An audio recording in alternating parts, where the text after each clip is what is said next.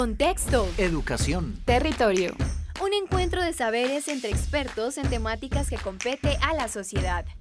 Aquí comienza Diálogos de Frontera, el espacio institucional de la Universidad Católica de Oriente para la reflexión y el conocimiento. Bienvenidos.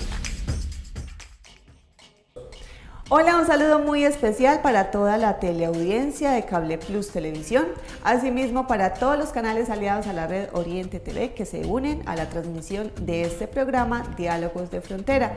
Les recordamos que es una realización de la Universidad Católica de Oriente para ustedes, las familias del Oriente Antioqueño. Hoy vamos a abordar un tema que seguro a cada uno de nosotros nos ha tocado presenciar en algún momento de la vida o nos tocará a futuro, y que más que esos expertos invitados especiales que tenemos hoy para que nos cuenten un poco más acerca de cuáles son los cuidados que se deben tener presentes al momento de la finalización de la vida, en el fin de la vida, cuidados paliativos y demás. Para eso saludo al profesor Jesús David Vallejo en esta oportunidad en su rol de experto invitado. Les cuento un poquito acerca de la experiencia académica del profesor Jesús David. Él es licenciado en Filosofía y en Educación Religiosa, magíster en Ética Biomédica y se está estrenando como doctor en Bioética Aplicada. Profe, bienvenido. Muchas gracias, Luisa, por la invitación y qué rico estar acá. ¿Cómo se siente en este rol de Un poco experto? extraño y asustado. Seguramente que lo hará muy bien. Asimismo, doy la bienvenida a Isabel Cristina Giraldo Marín, decana de la Facultad de Ciencias de la Salud de la Universidad Católica de Oriente. Isabel es enfermera, asimismo es especialista en cuidado del niño en estado crítico y magíster en epidemiología. Bienvenida, decana. Gracias, Luisa, un gusto estar acá y muchas gracias a la audiencia por escuchar nuestro programa. Muchísimas gracias a ustedes por haber aceptado la invitación. ¿Qué tal, profe, si vamos a disruptir un poco en esta modalidad o en este rol en el cual lo tenemos hoy y nos cuenta un poquito, nos aterriza sobre el tema, qué vamos a abordar, de qué vamos a hablar para entrar en materia e ir haciendo las preguntas correspondientes? Bueno, qué gusto, doctora, tenerla acá con nosotros. Pues obviamente lo han escuchado, tiene una experticia y la practicidad en este ámbito del cuidado al final de la vida. Bueno, ciertamente, queridas familias, queríamos compartir y queremos compartir con ustedes un poco el tema de la enfermedad, de la salud y todo lo que pasa en fin de vida y el cuidado. Debemos decir que hoy existe una de las crisis importantes y algunos la consideran la crisis del cuidado. Los seres humanos hemos aprendido a lo largo de la historia que la acción más importante que se ha descubierto en los restos, en los fósiles, es que hemos sido cuidados. Desde que nacemos y durante todo nuestro ciclo somos cuidados, somos protegidos. Digamos que hay una acción connatural en el ser humano sobre el cuidado. Ahora bien, hay una realidad en todo ser humano que es el enfermar, es el morir y que vamos teniendo unos ciclos y que cuando llega la enfermedad y llega la muerte a la familia, tal vez muchas veces entramos en un proceso de negación. O cuando tenemos la enfermedad no sabemos qué hacer e inmediatamente pensamos en la institucionalización o pensamos en que yo no soy capaz y demás. Y eso choca todo el ciclo biográfico de la familia. La enfermedad entra y rompe. Cuando tenemos una persona al final de la vida, como que el ciclo de la familia se rompe. Pero aquí hay una cosa muy linda, la familia logra encontrar los caminos de protección y empieza como a cobijar, a abrigar. Y yo creo que hacia allá es que queremos apuntar el programa en el día de hoy. Ahora bien, hay un autor en un textico muy lindo que se llama Sociedad Paliativa, Byul-Chul Han, que nos habla que hoy le tenemos miedo al dolor. Y estamos en una sociedad que por todo lado quiere paliar el dolor. Y no aceptamos el dolor, no aceptamos la enfermedad, no aceptamos la muerte. Y él habla de un término que es extraño, pero realmente no es tan extraño, que se llama la algofobia. Le tenemos miedo, pánico al dolor, a sufrir. Ahora, claro, no estamos diciendo que vamos a sufrir porque sí, sino que hay una condición en los seres humanos que irrumpe y que puede llegar en cualquier momento para injuriar la propia vida, como es la enfermedad. Entonces, de entrada, como esos dos elementos que creo que ya con la doctora pues nos va a ampliar un poco más qué pasa y cómo es el tema al final de la vida, qué es lo que queremos compartir en familia, para que no le tengamos miedo, ¿sí? Y empezar a tener ese corolario francés de la medicina francesa, que es curar a veces, aliviar a menudo y acompañar siempre. Y digamos que es un proceso que es normal y natural dentro de la vida del ser humano y que a cada uno de nosotros como nacemos vamos a morir y asimismo las personas y seres queridos que tenemos alrededor, y qué más que aprender a reflexionar de una manera consciente sobre cómo sobrellevar ese momento desde lo personal, ayudar a la persona que va a trascender y asimismo a los que quedamos en este plano terrenal. Basados en esto, entonces, hablemos un poco de la sociedad paliativa. ¿Qué significa ese término? ¿Qué son cuidados paliativos? ¿Estamos en esta sociedad?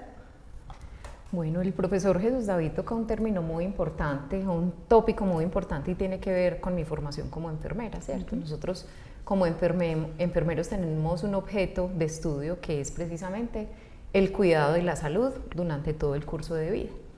Así como los seres humanos necesitamos ser cuidados en ese proceso de nacimiento, al morir, en ese proceso de la muerte también requerimos acompañamiento y cuidado, ¿cierto? También hay diferentes autores que hablan acerca de que el dolor asociado a la enfermedad, que es inevitable, o sea, todos tenemos o estamos expuestos al enfermar, es un proceso que puede ser paliado, el dolor puede ser aliviado, pero el sufrimiento, especialmente en esta época o en esta etapa de la vida, está más asociada a la incertidumbre, ¿cierto? Por el hecho de que no tenemos un mapa o no tenemos un catálogo para saber cuando somos familiares o inclusive cuando somos la misma persona enferma, cómo actuar frente a esa enfermedad. Entonces el dolor se puede aliviar y yo como enfermera sé que tenemos diferentes instrumentos, herramientas farmacológicas y no farmacológicas para aliviar el dolor, pero un asunto elemental en este proceso de la muerte tiene que ver con el sufrimiento, ¿cierto? Y el sufrimiento o acompañar en el sufrimiento va más allá de poner un medicamento, va más allá de generar confort, y en este tema es fundamental el acompañamiento familiar y la aceptación de ese proceso que no podemos cambiar, y esa aceptación al entorno familiar y a la misma persona que padece una enfermedad que es incurable y que indefectiblemente la va a llevar a la muerte. La aceptación va a permitir que ese proceso sea transitado con mayor serenidad. Bueno, ¿cómo es ese acompañamiento que desde los cuidados paliativos las familias realizan a esa persona que requiere del acompañamiento, del cuidado, de la presencia? ¿Hay alguna manera de enseñarle a las familias a llevar esa clase de cuidados? Sí, ¿alguna claro. orientación, alguna guianza para que se haga de la manera correcta y más sana para todo el círculo familiar? Claro que sí.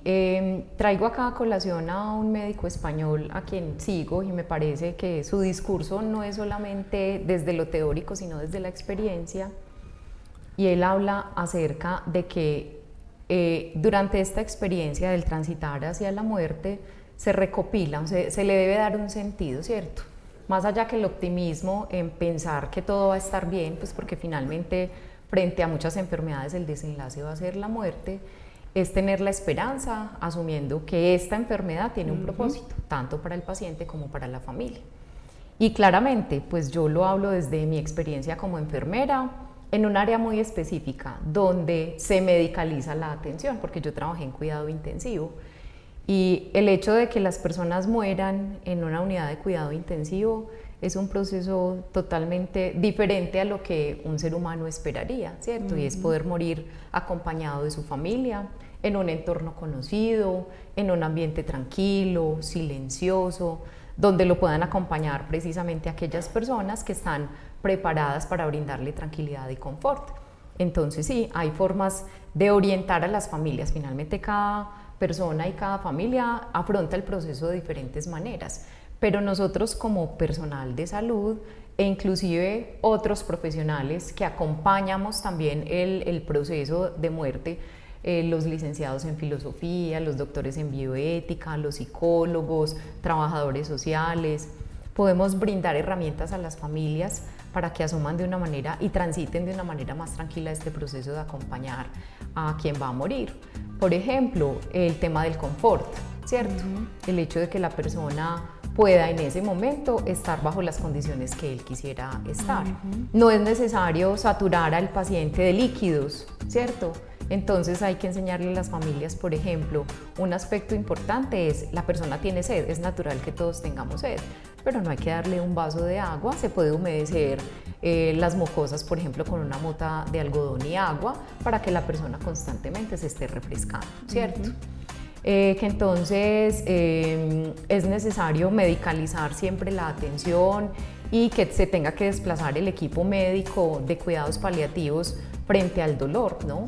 Las mismas familias van aprendiendo con el acompañamiento de equipos paliativos, inclusive cómo se hace la administración de los medicamentos, cómo se identifican esos signos de disconfort, de dolor, y a las familias se prepara para que puedan aplicar los medicamentos, por ejemplo, subcutáneos, porque la idea es evitar ese dolor que puede ser evitable, ¿cierto? También, dependiendo de la condición de la persona, si está encamada, un aspecto muy importante es el confort y el cuidado de la piel y el aseo. Entonces, cómo hacer un aseo sin que eso genere molestia a la persona, sin que el hecho de que huela mal pueda generar también un sufrimiento adicional, el hecho de que no se le vaya a lesionar la piel. Entonces, cómo enseñarle a las familias a hacer movimientos delicados, gentiles, para que a la vez que se cuida la piel también se genera confort, ¿cierto? Entonces, son elementos esenciales que desde la familia y desde los cuidadores pueden acompañar o pueden garantizar que ese proceso también sea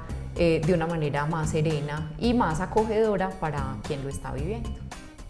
Hoy estamos hablando acerca del fin de la vida, cuáles son esos cuidados que se deben tener, cuál es ese acompañamiento que desde las familias se deben realizar, y todavía faltan algunas temáticas por reflexionar, pero eso va a ocurrir en el próximo bloque. Los invito a unos mensajes institucionales y ya regresamos.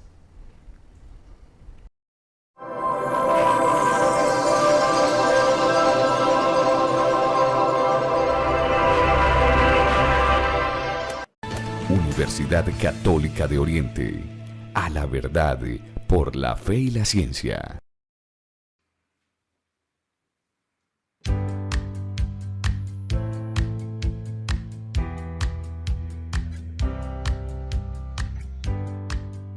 Desde su creación, la Universidad Católica de Oriente está comprometida con el desarrollo integral del ser humano. Hoy responde a la Acción Mundial por el Bienestar denominada Objetivos del Milenio. El Oriente Antioqueño es una región biodiversa, cuenta con páramos, bosques, cuencas y embalses que producen energía. La universidad se ha dedicado a estudiar y proteger estos recursos con la ayuda de bioindicadores en todo el territorio, pequeños seres vivos llamados también macroinvertebrados que con su presencia anuncian si el agua es potable para el consumo humano. Cuenta con una gran colección de toda la flora existente en la región, un ejercicio fundamental para su conservación.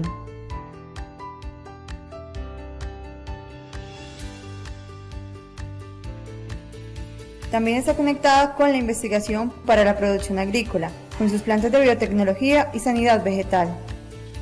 Logra producción de material vegetal sano, abundante y de calidad que garantiza la seguridad alimentaria y combate el hambre en muchas regiones. Para citar solo un ejemplo, todo el banano sembrado por esta agroindustria en Colombia es producido en la UCO.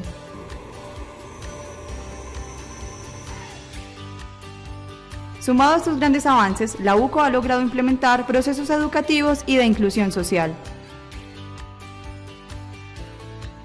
El programa del Servicio Educativo Rural, SER, surge de estudios y metodologías de investigación que crean condiciones reales para que muchos campesinos puedan acceder a la alfabetización y a la formación básica. La inclusión social también se materializa en procesos investigativos de áreas de la salud y de las ciencias sociales, en los que le ha permitido ser pionera en áreas como la gerontología y la atención a poblaciones vulnerables en un país que busca la paz y la convivencia entre sus ciudadanos. El lema de la universidad, a la verdad por la fe y la ciencia, lo ha desarrollado plenamente con mucho éxito. Ha escogido 4 temas de investigación fundamentales que tienen que ver con el desarrollo de la región y con los objetivos de la universidad. Estos son la parte de agronomía, la parte ambiental, la parte de educación y la parte de sanidad vegetal. Todo esto hace parte de la investigación que la universidad está haciendo para contribuir al desarrollo de la región.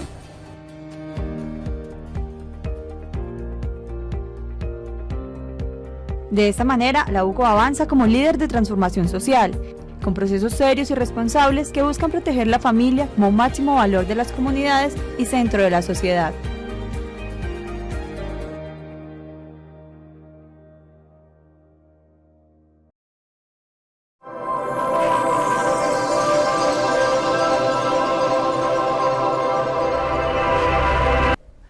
Continuamos en Diálogos de Frontera. Hoy estamos hablando acerca del fin de la vida, los diferentes cuidados y acompañamientos que debemos aprender a realizar con esos seres queridos que tenemos a nuestro alrededor, y estamos reflexionando sobre diferentes puntos importantes que es de mucho interés que tengamos conciencia de ellos para cuando en algún momento nos toque asumir esta clase de situaciones, pues lo hagamos de la mejor manera, tanto para el ser que parte como para las personas que quedamos.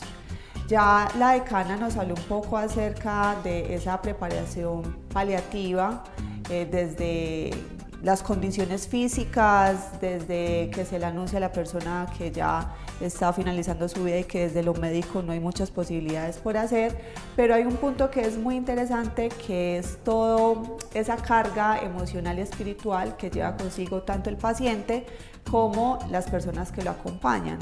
Profesor Jesús David, ¿cómo percibir o digerir mejor esta clase de noticias que seguramente pues a muchos de nosotros ya nos tocó, nos irá a tocar, para que sea un proceso tranquilo y cómo se debe llevar a cabo? Bueno, lo primero que quisiera decir es que buena es la salud, mejor la paz. Yo creo que en las familias deberíamos de conservar este corolario. Buena es la salud, mejor la paz. Y la enfermedad es una condición del ser humano. La salud, una decisión. Entonces, hemos visto cómo muchas personas, a pesar de un diagnóstico, de un pronóstico delicado, empieza a gozar de otro estado. Y esto para decir lo siguiente: cuando tenemos, y la familia, tenemos la noticia de que tenemos una condición grave, queda mucho por hacer. Debemos quitar del lenguaje que ya no hay nada que hacer. Al contrario, vienen momentos muy importantes para acompañar de manera integral a la persona. ¿Para qué? Para buscar lo que la doctora nos decía del confort. O sea, es decir, frente a esa condición, vamos a hacer todo lo posible para rodear a la persona para que tenga confort. ¿Esto por qué? Porque algunos pacientes, dentro de su experiencia, notan que su propia enfermedad, en ella que le genera dolor, genera sufrimiento a los seres queridos. Entonces, quienes están alrededor, en sus expresiones verbales, no verbales, en la manera como le hablan a la persona y demás, la persona dice, están sufriendo y están llorando por mi condición. ¿Y qué optan muchos? No quiero más. Porque se siente culpable, además de esa condición. Entonces quiero simplemente enunciar para que la doctora nos ayude a ampliar, y es que cuando se viene la enfermedad, además de unas etapas que Elizabeth Kubler-Ross nos ha señalado, no necesariamente van en ese orden, pero empezamos a manifestar una cosa que se llaman las necesidades espirituales al final de la vida. Uno, ser llamados por el nombre, ser tratados como siempre hemos sido tratados. Entonces la familia, el paciente sigue siendo su papá, su mamá, su hermano, su hijo, su hija. La relación debe continuar. Hay que evitar lo que se conoce como el asedio compasivo. Es decir, el hecho de que yo ya tenga una condición difícil no significa que mi vida ya terminó. No, es un proceso, como nos lo dijo, que empieza ahora a tramitarse de otra manera. Entonces, evitar el asedio compasivo, siempre tratarlo como siempre se le ha, digámoslo así, molestado en casa, permitirle releer su vida. Esto es muy importante. Familias, cuando tenemos un abuelo y una abuela en condiciones de enfermedad, o inclusive ni siquiera en condiciones de enfermedad, los adultos necesitan releer su vida. Y los nietos y los hijos son muy importantes en eso. Ellos deben volver a relatar su vida, lo que vivieron, lo que experimentaron, porque se sienten nuevamente como que alguien les presta atención frente a una condición en particular. Y hay unos momentos importantes para todo el trabajo de acompañamiento, lo que es el culto, la naturaleza, la socialización y el arte. Mire que no es gratuito como lo hemos visto en algunas películas y demás, personas cuando ya están transitando al final de su vida acuden a estas condiciones trascendentales de la experiencia humana. Lo otro, que no se sientan culpables. Muchas personas manifiestan que eso es un castigo de Dios, que lo que están viviendo es porque se manejaron mal en su vida. Entonces la persona necesita entrar en un proceso de reconciliación consigo mismo, con las personas que están al lado, y que los que están al lado le expresen y le hagan sentir de que eso se ha venido sanando. Y en el caso de las personas que tienen una confesión católica, ¿cierto?, cristianos, el acudir al sacerdote para el tema de la confesión. Se cierra ese tema de la culpabilidad, de la reconciliación, y empezamos ya a tener ese foco del culto, de la creencia, que es muy importante en esos momentos del fin de vida.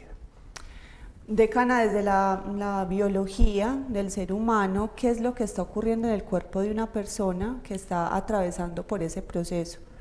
Digamos que las personas que estamos alrededor vamos viendo el deterioro, que la persona poco a poco se apaga, pero desde la parte física, ¿qué está experimentando esa persona, independiente de pronto de la condición que tenga, y cómo poco a poco va desprendiéndose de este plano?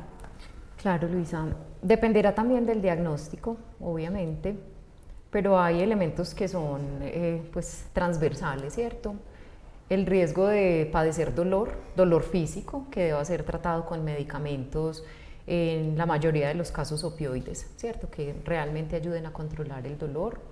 Otro tema es que también la persona disminuye en general sus necesidades metabólicas, entonces en general va a sentir menos necesidad de alimentarse copiosamente. Y retomo este aspecto porque para las familias muchas veces es muy angustiante el hecho de ver que mi papá o mi hermano o mi tío antes comía, pero ya después de la enfermedad come mucho menos. Entonces es la preocupación también por ver ese catabolismo, es decir, el organismo que se va deteriorando, supongamos por un tumor, por un proceso oncológico, se va deteriorando, el cuerpo se deteriora en un conjunto, ¿cierto? Entonces también se puede ver a la persona enflaquecida, ¿cierto?, demasiada, pues con menos peso.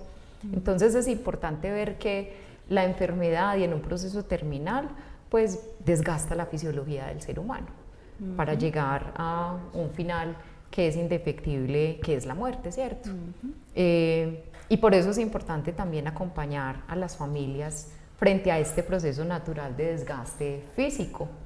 Por eso, como lo decía ahorita el profesor Jesús David, y retomando palabras de paliativistas, cuando la enfermedad ya no importa porque sabemos que no se puede hacer nada por la enfermedad, queda un ser humano, ¿cierto? Un ser humano que también está sufriendo por su mismo proceso, por el desgaste, el deterioro que él va viendo. Entonces, entender esto para la persona y para la familia puede permitir que haya un mejor acompañamiento, ¿cierto? Inclusive, dentro de este proceso se viven duelos. Hay duelos que van desde el hecho de saber que se va a morir y que es una realidad que no podemos cambiar, hasta otro tipo de duelos como por ejemplo la quimioterapia, que genera pérdida del cabello, que genera la caída de las cejas, de las pestañas, el adelgazamiento, el cambio de la fisionomía, ¿cierto? Entonces el conocer estos cambios fisiológicos y físicos y poder acompañar a la familia y a la persona frente a estos cambios que no vamos a poder modificar, pues también es importante para que todos o todo el entorno sea gentil con esa persona, ¿cierto? Y se genere un proceso más que de rechazo frente al cambio y al deterioro, un proceso de aceptación y acompañamiento familiar. Para finalizar este bloque, profesor, desde el tema espiritual, ¿qué experimenta una persona en su mente, en su conciencia, en su desprendimiento consciente cuando está en este proceso de deterioro de su cuerpo y demás? Bueno, ahí habría que tener presente, porque dependería del tipo de enfermedad, ¿cierto? La condición en la que está la persona. Cuando se ha trabajado el tema de las necesidades de lo espiritual, que hablábamos esta primera parte de la reconciliación, el ser humano, frente al tema de su experiencia espiritual, lo primero que siente sí es una ruptura, y es que su ciclo biográfico terminó. A nivel espiritual dice, bueno, llegó, como que mi historia va a terminar. Y ahí la familia es muy importante. No, al contrario, va a empezar. Eso por un lado. Dos, frente a lo que tú dices, que siente, que no lo hemos vivido, una experiencia espiritual muy linda de quien está en esa condición, y se la aprendí a un sacerdote, es que para el creyente o para el que tiene una fe profunda, digamos que la enfermedad le permite estar cercano a la condición redentora del mismo Cristo. Y me llamó mucho la atención en una unción de los enfermos cuando el sacerdote le decía a la persona, venga, yo estoy muy contento de estar acá al lado tuyo porque usted está orando por mí. Y el paciente no entendía. Le digo, usted ore por mí. Y le digo, Padre, ¿por qué? Digo, porque usted está más cerca de Cristo que yo, que soy sacerdote. Porque en este momento su condición está entrando en un proceso de redención maravilloso. Y una cosa, un tercer elemento que lo hablamos en clase con los estudiantes, y es el vínculo que hay con las creencias de las personas es muy importante al final de la vida. Porque un tema que ahorita lo hablaba la doctora, el tema del sentido, ¿sí? Y quiero cerrar esto porque, queridas familias y los profesionales de salud que nos ven y que están todos los días, la cama donde está el paciente es un altar de cuidados. El Papa Francisco le ha insistido mucho a las familias, ustedes son hospital, lugar donde se nos proveen los primeros cuidados, los primeros y los últimos cuidados. Y no le tengamos miedo.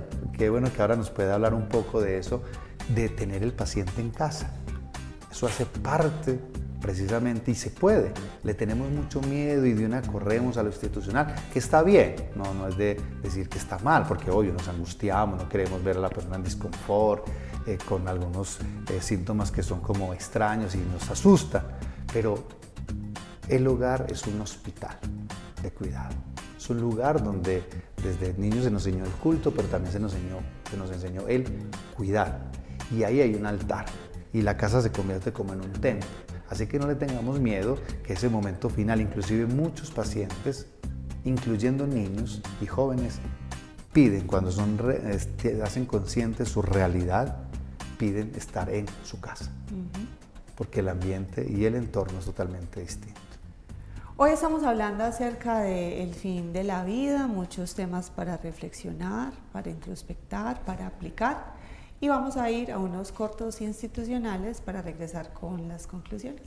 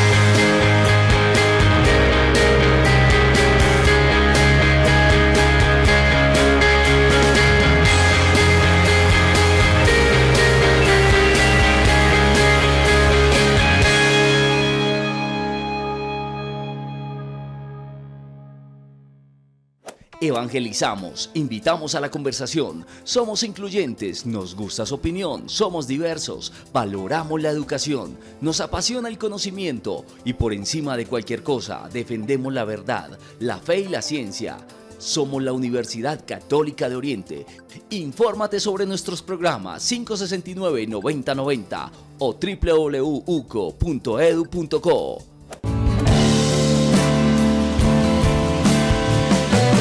Yo soy UCO.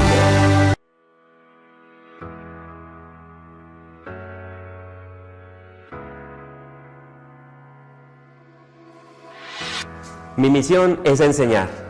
La UCO me inspira a hacer mi trabajo con amor. Trabajar en la UCO, una experiencia única. Hola, soy Asdrúbal. Los invito a conocer esta institución, una universidad de puertas abiertas. Si quieres un lugar donde cumplir tus sueños, este es el indicado. Porque los que aquí trabajamos hacemos hasta lo imposible por cumplir los sueños de los jóvenes de la región. Aquí sabemos que cada uno es especial y nos esmeramos porque así lo sientan. Yo creo que con mi sonrisa reflejo lo feliz que me siento de trabajar en la Universidad Católica de Oriente. Llevo 27 años en la UCO y estoy feliz como si fuera mi primer día. Ver a los jóvenes crecer y formarse como profesionales me alegra el alma. Es mi primer empleo y quisiera permanecer siempre. En la universidad he crecido, hace parte de mi vida. La UCO, con orgullo, la UCO. Y si tu inspiración es realmente enfocada en el servicio, este es el sitio donde debes estar. Universidad Católica de Oriente. A la verdad, por la fe y la ciencia.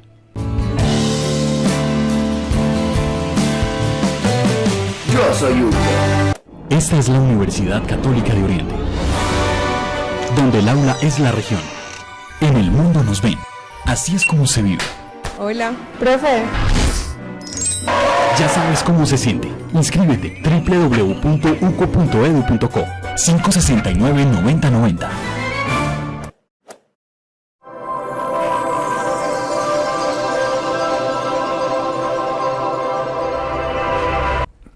Continuamos en Diálogos de Frontera, hoy hablando sobre el fin de la vida, y este tema se nos alargó un poquito y vamos a pasar a continuación a las conclusiones.